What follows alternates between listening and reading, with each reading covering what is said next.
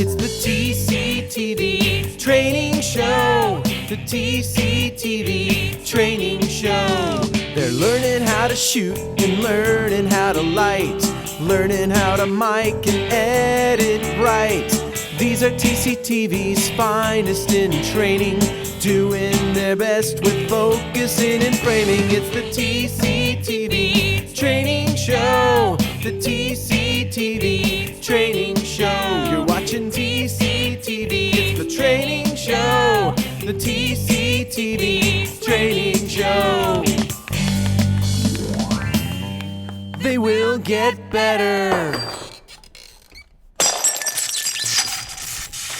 Hello, and welcome to the TCTV Training Show. Once again, we're here on the second Saturday, this time in February 2015, and we're going to be doing a little workshop where we teach you about a part of media production that you might not know about, or maybe you do, but it's there to help kind of enhance and grow the skills that our members have. And so we'll be teaching here to the people at the second Saturday who've come here, and also I'll have some stuff up on the screen. Today we're going to be doing a workshop on the program Compressor. And this is an interesting program. It's part of the kind of three combined programs in the Apple Final Cut combo program system. So there's Final Cut Pro, there's Motion, and then there's Compressor. And they all kind of work together. Final Cut uses the generators and transitions and text that are essentially built in Motion, and then Compressor is basically how Final Cut exports and shares all the files. The purpose today is to get you a little more familiar with Compressor as a program, but also to kind of demystify what's actually going on when you're taking a video that you've got inside of Final Cut or anywhere and putting it into a format where it can be used somewhere else. We'll talk about what compression is at all. Compressor is the program, and you can see, like I said, it's here with all the other programs on the little program bar here. You got Final Cut, Motion, and Compressor. The first thing of compression is that we're trying to get smaller file sizes. Especially, we're going to be focusing on video and audio, basically media file types of compression. And these files, especially now that we're dealing with HD, they get very big, and they get big fast. So we're going to have to find ways to make them smaller. And also so that they're able to be played quicker on a slow computer, so that they're able to be uploaded onto the internet. All these things, there's lots of different reasons you compress, but I think we'll just go ahead and jump right into Compressor and talk about what we're actually doing. This is the main area of Compressor. When you open up Compressor natively, it's just going to look like this. What we have is here a viewport on the top where your video file is going to show up, and then down below is a little button that says Add File. Add File is where we can choose a video file to start compressing. You hit Add File and you can run through the Finder menu here to select a file that we're going to use. And I'm going to pick a file that we actually recorded here in the TCTV studio. And then when you select it, it asks us to choose a setting. Right here we have a whole bunch of them that are built in. So you can add it to the iTunes library as an audio file. You can make a DVD of it. You can publish it straight to YouTube. And then there's all these other formats. Inside of the drop-down triangles, there's the actual individual settings. Down below are some custom settings. What we actually have here are playback HD to SD edge crop, playback HD to SD letterbox, and playback SD. All three of those are playback settings. That essentially means once you take your video that you've created and finished editing, you put it through that setting, and then you can put it into the Dropbox on the cows, and then it will get to playback. It'll get to bill and get onto the channel right through the computer, just onto the network that way. And those three files are the only ones that we have, at least here in the custom settings, that actually are going to work for playback on the channel. Now, DVC Pro HD for Blackstorm, that's a file setting that's going to actually allow you to take the video that you've made, export it into 1080p, and put it onto the Blackstorm server so that you can use it in a studio setting. that'll actually play back on the VTA and VTB in the studio. And then PNG for switcher and wave for switcher, those are both for making things that can be played off of the switcher. All 6 of these settings are very TCTV oriented. And if we were going to choose one of them, let's say for example, this is my favorite one of the playback settings, especially if you shot your whole thing in HD and you've edited it all in HD, your graphics are laid out in HD dimensions, you're probably going to want to choose playback HD to SD letterbox to get your program onto the channel. When I do that, we've got the video, but let's take a look at what we're looking at in the main part of the program. So we got, up top we have the viewer that shows us the video that we're working with. But down below we have a new thing. Instead of add file, what it has is it's got the name of the video file that we're adjusting. So sc1tk195.mov, that's our source file. Our main thing with Compressor is we're going to take a media file and then make copies of that media file in multiple different file types. And the cool thing about this is right now we have one setting in here, which is that down below it says setting playback HD to SD letterbox. And then down further, there's a thing that says location. Right now that's set to the desktop. And then there's a thing that says file name. And we can change the file name to say whatever we want. I'm going to just call it training show example.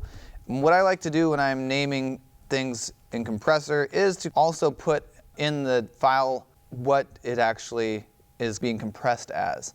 So I would say HD to SD letter. This is important because Compressor actually can do many different file exports from a single media source.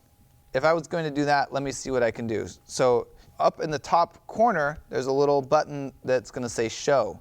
You see it's there right under the red, yellow, and green buttons. Click show, and it shows us something called settings and locations.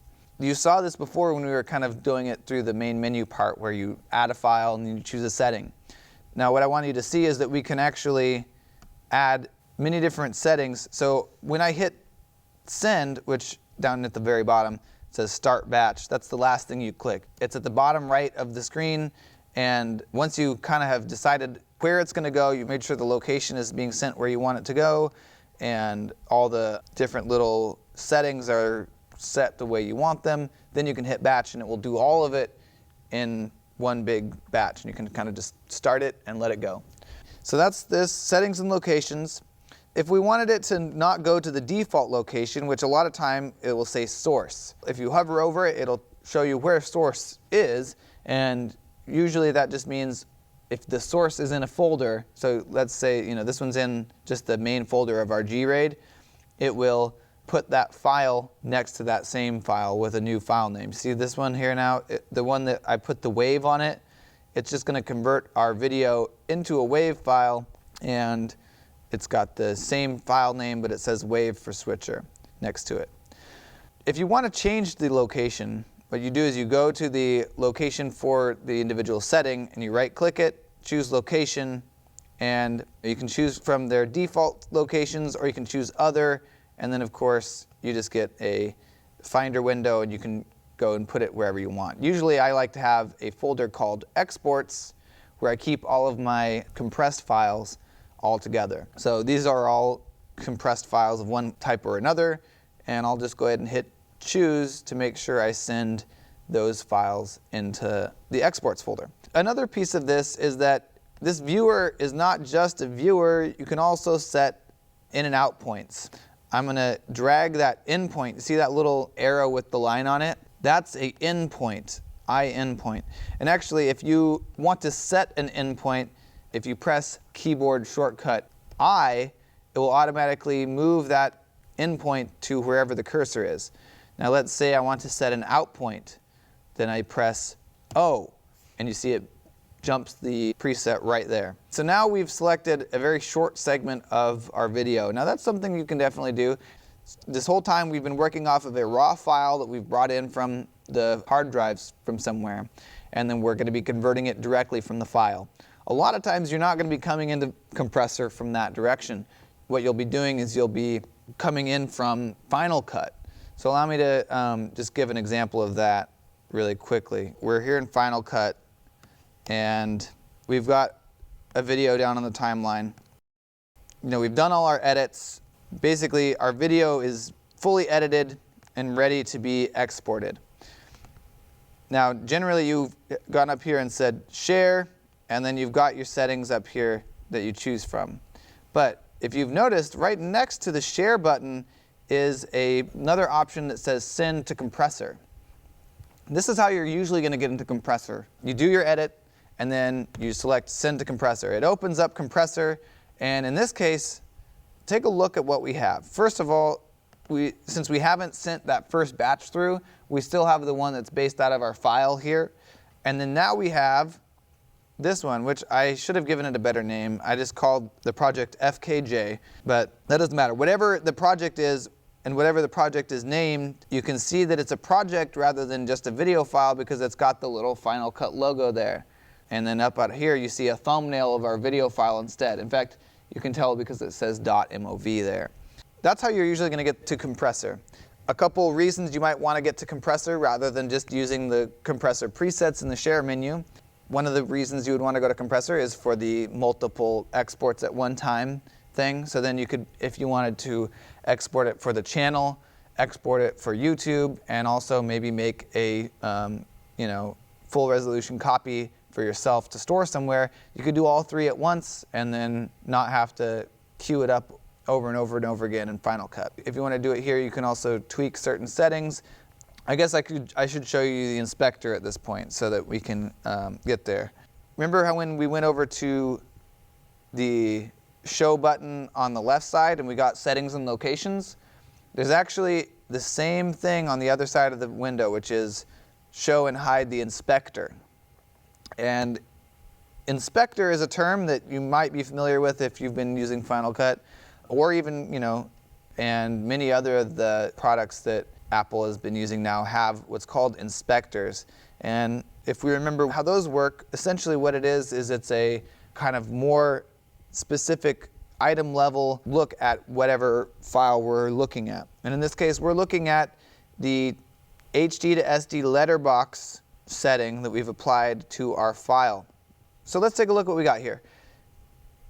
There's 3 tabs. In this case, we've got a video and audio export going on because we've got a file and we want both the video of it and we want the sound to come along with it.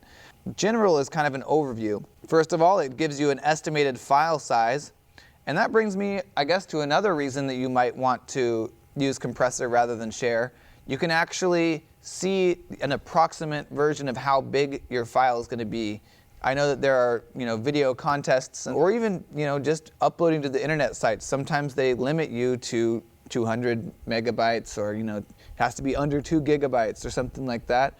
And so then you can get your, you can kind of make sure that you're under there. And that's really hard to do from share. Like if you'd actually just do it from the share menu, you can't really get a good limitation on file size. And this, inside a compressor, you're able to do that. The main way that you're going to limit the file size is by adjusting the bit rate. We're going to get to that in a second. Essentially, bit rate is kind of the amount of information that's plugged into the dimensions of the video. So we're set at this dimensions, 720 by 480, right, on this video here.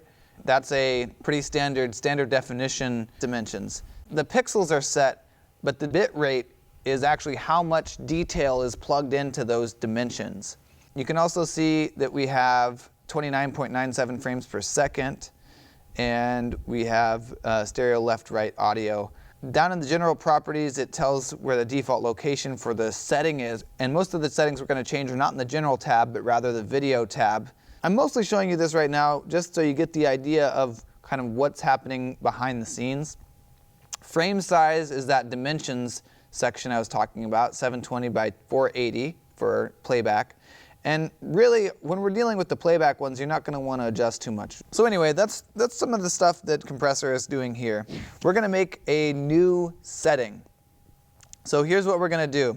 We've got all these custom settings over here that are specific to the things that TCTV members need. You can also make your own custom presets specifically for your own use. Our setting is going to come up and appear here. Now this is what you would do if you had a very specific purpose for what you want to make your file into. So maybe you're submitting it into a film festival and they have rules for what kind of file you want to use. Or maybe you just, you know that you want to put it onto a thumb drive, but you only have so much space on your thumb drive or something like that. So what you want to do is you want to make a new preset. So you go down to the very bottom corner and there's a little plus and we're going to say new setting. And what we get here is a little menu at the top that lets us choose a couple things. First of all, common audio formats, that's what it defaults to. We don't want to do that. What I like to do is choose QuickTime Movie. And that's a really generic one. It's going to give us the most flexibility. We can pretty much make a lot of different types of things with this. And we're going to give it a name that says TCTV Training Show. And I'm going to call it a setting made during the second Saturday. So what we have here is basically, you want to give it a description. So if it was going to be put in for a film festival, you'd say, these are the dimensions that are set up for the Best in the Northwest Film Festival or something like that. Go ahead and hit OK. And what we get is, first of all, you'll see that you've got a little icon for your custom preset. And over here, this is our general overview of the file. Right now it says estimated file size unknown. That's because we haven't applied this to an actual source yet. But here's where we build it. When we're actually adjusting a clip over here, we have it selected from our settings menu. That means that any changes we make to it, it'll ask us if we want to save, but any changes that we make to it are actually affecting the setting that's over there. Most of the time when you make one, it's going to default to automatic. And you can make it, that's if, you can drop any kind of file in here and it won't change the dimensions. I'm going to set ours to up to 1280 by 720. That way, if it's a small file, it'll leave it at the small file size. But if we give it something that's 1280 by 1080, it's going to bump it down to the next size. That's one way we can kind of keep the file size down. And then frame rate, it's pretty common that we're going to want to keep it at 29.97. That's 30 frames per second with the drop frame in there. Field order, that's talking about interlaced stuff. I'm just going to say same as source. Sometimes you just don't want to change it. Finally, this is the really wild one. We've selected the thing that says QuickTime Settings. This is where we're actually changing the codec. Everything that we've done so far is little kind of adjustments to the container, I would almost say. And what we have here is where the really meat of everything is happening, inside the compression type. Apple ProRes 422 is a really good one for making a really big file that's not as much loss as some of the other stuff. And we've got a huge amount of choices here. But really, the one that I want you guys to see in terms of use for uploading to the internet and also getting a good small file size and being able to be played on pretty much any device, remember this one. If you remember any codec, remember H.264. This is a moderately new one. It's newer than some of the other ways of compressing. We're going to choose H.264, and this is where we're going to get options here. Keyframes, that's another word for iframes. I like to just do automatic and let it do it on its own. Then you can do this sort of like slider for quality, and this is set to automatic right now. There's two options here. Basically, the top right and the bottom left are almost the same option here. So if I switch data rate to restricted, then I can no longer move this quality slider. What I'm going to do is we're going to make two files with different kinds of bit rates. So I've set this bit rate. The first bit rate we're going to set is 1200 kilobytes per second. Now that's actually pretty small.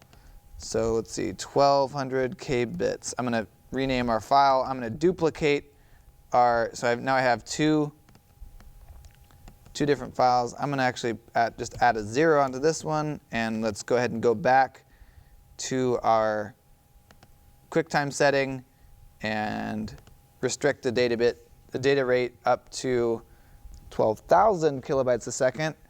And let's run these both on a short piece of video here, so you get an example of how it's changing. So let's go ahead and I'm going to send this batch through. This is our first time seeing that. What I did was I clicked Start Batch. Then it takes me to, it actually bumped me over in a tab. So underneath Compressor, you see got Current, Active, and Completed. And it put us into Active. So we've got 4 different areas here. Name, so we got the source. That's, remember, the name of our source, not the file name. And then whenever you see these little triangles, you can click them to show more information. And what we actually have here is it's showing us that this is our source file, and these are the 2 settings that we're exporting. And you see we got a progress bar over here, elapsed time, and status. You can change elapsed time to remaining time. This one's going to be done in probably a minute and a half. And it looks like our first one is already done, and it says successful. That's good. Now once these are both done, and you can see when you select the actual setting that we're working on, it'll give you an example of what it's doing. Let's watch for that to complete. We'll go to completed. So this job is almost done, 30 more seconds. And what we see here is our 1200 kilobits. This is a very low bit rate. And you know, this is the problem with it, is there's some information that you're going to kind of gain over time as you try to compress your stuff. You know, you kind of just mess with that bit rate for the file until you get it up. This one said it was going to be about 15 megabytes, which is, as you might know, really small. The 1200 kilobytes per second one is 74 megabytes. And for a 30-second video, that's not unreasonable. Maybe it's still too low. We're going to have to take a look at our video quality and see what it is. So what we've done so far is we've limited the dimensions. It's done. As you see, active is now empty, and completed has our job here. And you actually could, if you went into the completed tab, you can select this and then click on the little show and finder button on the right, and it will take you right to the video. I'm going to open up these 2 videos side by side and see if we can notice any difference.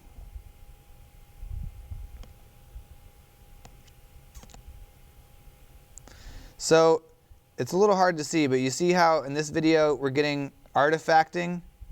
Do you see what I mean? Like, as it changes, you're getting these little glitchy sections. Is that clear? So you see that? So then that's what a low bit rate looks like. You know, we get, yeah, look at the hand.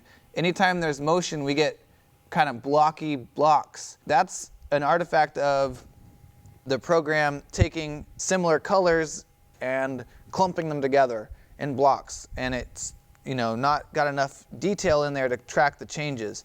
You know, nothing has changed about it. The dimensions are the same, the frame rate is the same, but the bit rate, it's just, you can't fit enough information in 1200 kilobytes a second for it to show, you know, everything. It might be better if you have a smaller dimensions with 1200 kilobytes per second. That's another thing. If you think about you're pouring sand in a box almost, and if you got a smaller box, you know, a little bit of sand goes longer way than if you're trying to fill a 1280 by 720 box.